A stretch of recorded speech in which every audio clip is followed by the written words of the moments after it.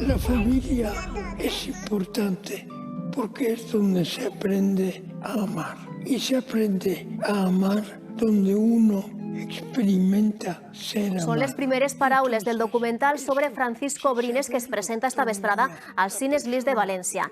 Està dirigit per Rosana Pastor i es va gravar a l'Elca, la casa del poeta Oliva, on Pastor va tindre llargues converses amb Brines. També hi participen amics que el coneixen bé, com Fernando Delgado, Carmen Calvo o Luis García Montero. Pròximament el podran veure també en la televisió d'Apunt. Avui fa un any que Francisco Brines ens va deixar. Va faltar pocs dies després de rebre el Premi Cervantes a sa casa, un fet excepcional que es va permetre descobrir molt millor l'Elca i ser paratge d'Oliva, on ara està la seva fundació.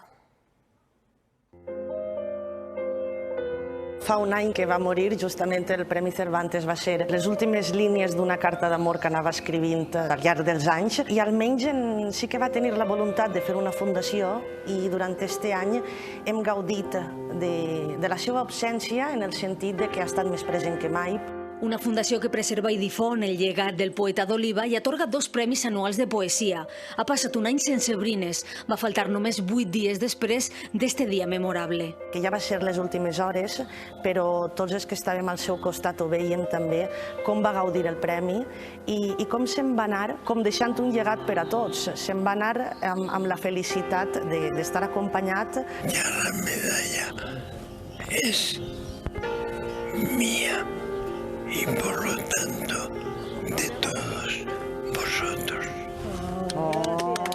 I així com va compartir la medalla que acabava de rebre, també l'Elca és un patrimoni obert ara a escolars i rutes teatralitzades mentre camina cap a la declaració de bé d'interès cultural. La voluntat de Brines era eixa, era que tot el món poguera fer de l'Elca la seva casa, que poguera gaudir, que poguera viure i sentir tot el que ell va viure en vida en una casa que l'havia conegut en totes les seues edats. Un paradís a la Safor amb una de les grans biblioteques de poesia contemporània i una bellesa que commou.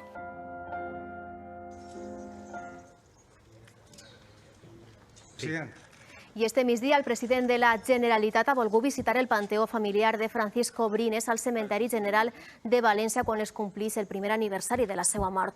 Un homenatge amb flors, una dedicatòria personal i l'últim llibre editat que el poeta d'Oliva no va poder veure en vida.